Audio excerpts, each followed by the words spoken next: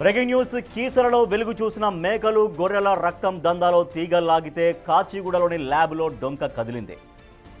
బతికున్న జీవాల నుంచి అమానుషంగా రక్తాన్ని పిండేసి అమ్ముతున్న కేసులో ఆ రక్తాన్ని కొనుగోలు చేస్తున్నది కాచిగూడలోని ల్యాబ్ నిర్వాహకులేనని తేలడంతో అధికారులు మంగళవారం దాడులు చేశారు.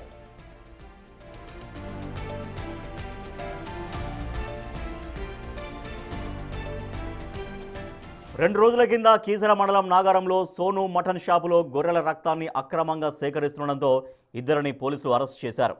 వారి సమాచారంతో మంగళవారం కాచిగూడ భద్రకా కాలేజీ సమీపంలోని సిఎన్కే ల్యాబ్స్పై డ్రగ్స్ కంట్రోల్ అడ్మినిస్ట్రేషన్ అధికారులు, ఈస్ట్ జోన్ పోలీసులు, క్లూస్ టీం సంయుక్తంగా దాడులు నిర్వహించారు.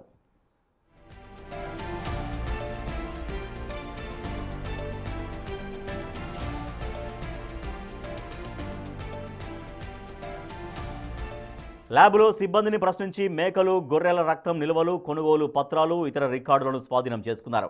అక్రమ దందాలో కీలక సూత్రధారిగా భావిస్తున్న సిఎన్కే ల్యాబ్ ఓనర్ నికేష్ 2 రోజుల ముందే పారిపోగా అతడి కోసం పోలీసులు గాలిస్తున్నారు. నికేష్ దొరికితే ఈ దందాలో ఇంకా ఎవరెవరు ఉన్నారు అనేది బయటపడే అవకాశం ఉంది.